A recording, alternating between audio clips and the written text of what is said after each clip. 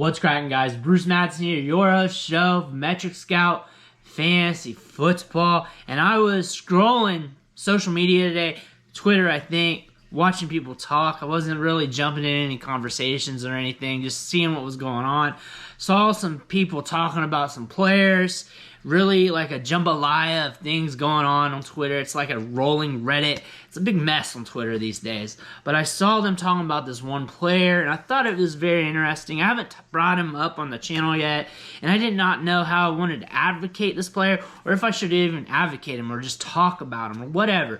But I was really looking into him, and really pontificating, like, should he be a sell, should he be a buy? So I figured I'd just go over him a little bit, and let you guys decide. You guys just let me know in the comments if you're ready to buy this guy, if you're fading, if you're selling, what's going on. But I'm going to bring up kind of like their argument and really go over what this player is about, what could potentially happen, the storyline that could allow this player to help us in fantasy football, and obviously the price. I'm all about the market, and whatever the market dictates, whatever I can get out of my league mates is what I'm really going after here when it comes to players. I'm not the type of guy who's just going to start planting flags on players and hyping them up. I'm not a hype man. I'm a market man. So whatever the price is for the player is what I'm going to go after, and I'm going to try and catch the discount whenever I can.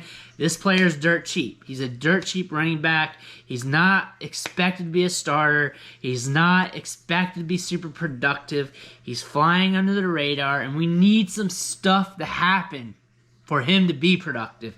So it's not like you can really just project him to do well. He really needs some stuff to go his way for him to get that workload. I really expect him to be productive if this stuff happens for just a little bit. Few weeks, few months, a season, not too long. I could really see them really moving on. And the running back I'm talking about here is Khalil Herbert from the Chicago Bears. ADP 163.33, so 165 range, late round pick, RB 53 in the FFPC high stake redraft leagues. He's being drafted around 150-ish, so he's falling down the board, not much value.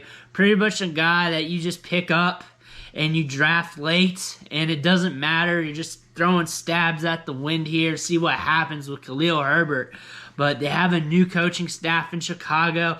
They're not married to this roster, so whatever happens, happens. They could be just pulling straws this season.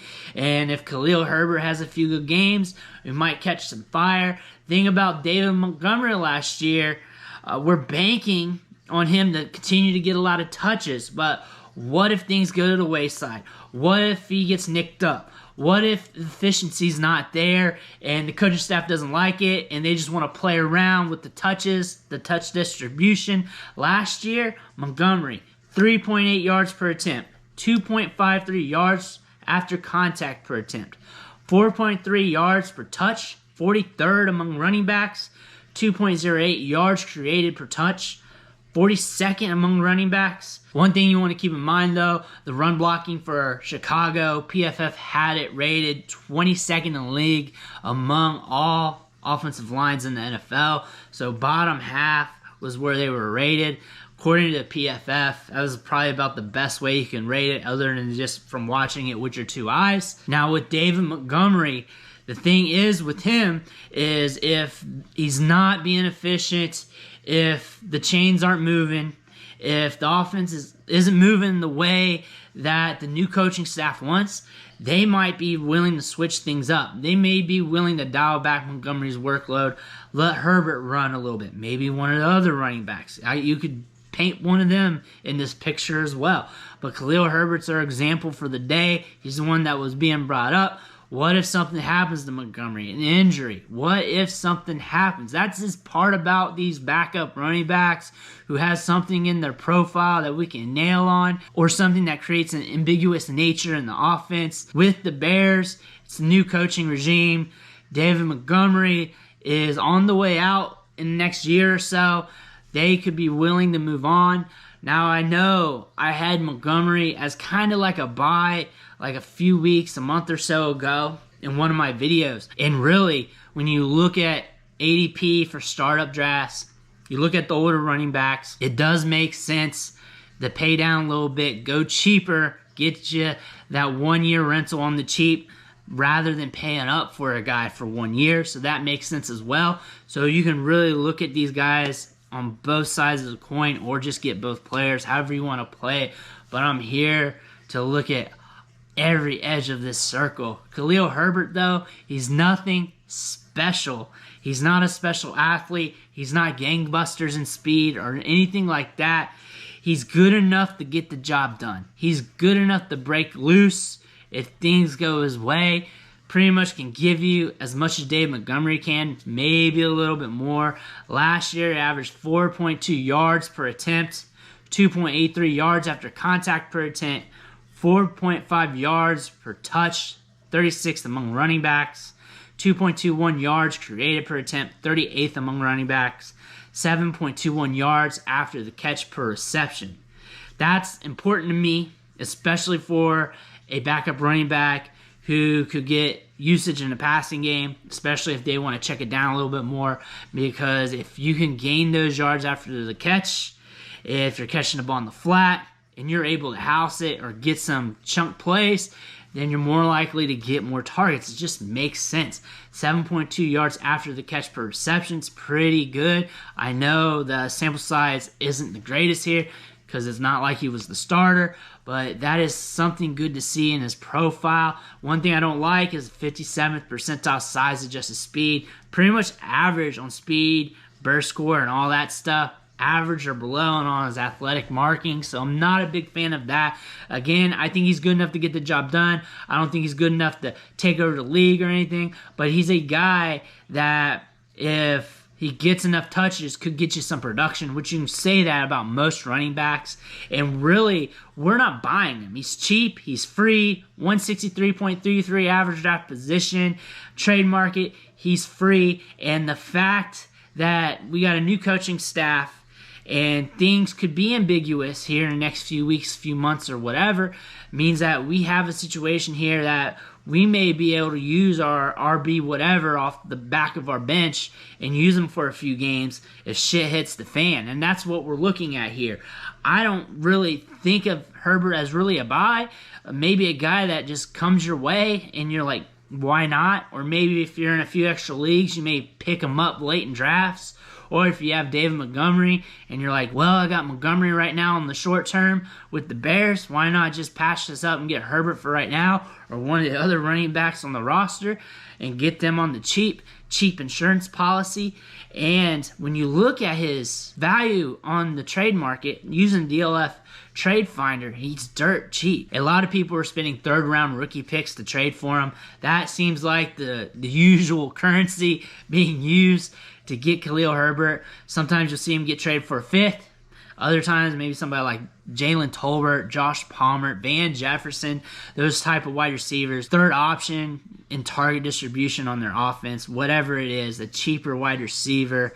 Also, you'll catch people paying up for him or overvaluing him a little bit.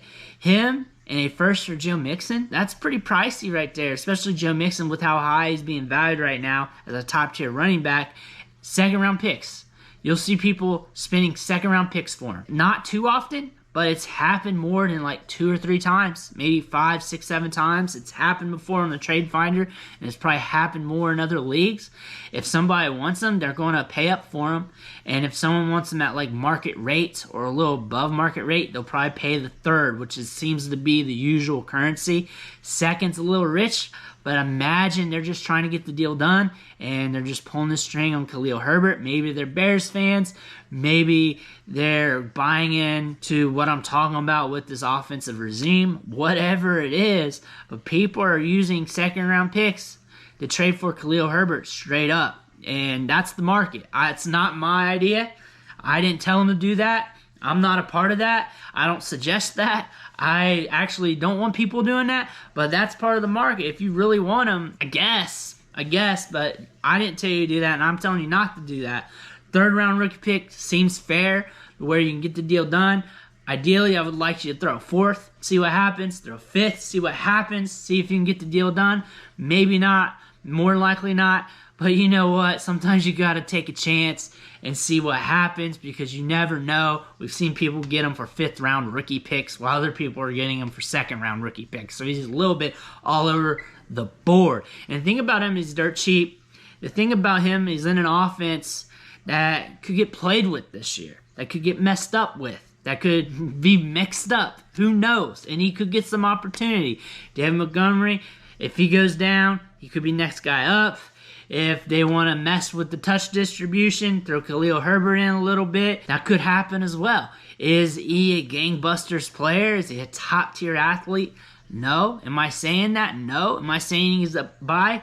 Not really. Am I buying him in the drafts I'm in? It really depends on what's on the board and how I feel about my team and my ownership rate at the running back position, honestly. If I have some shares of Khalil Herbert already, I'm really not going to overstep my boundaries.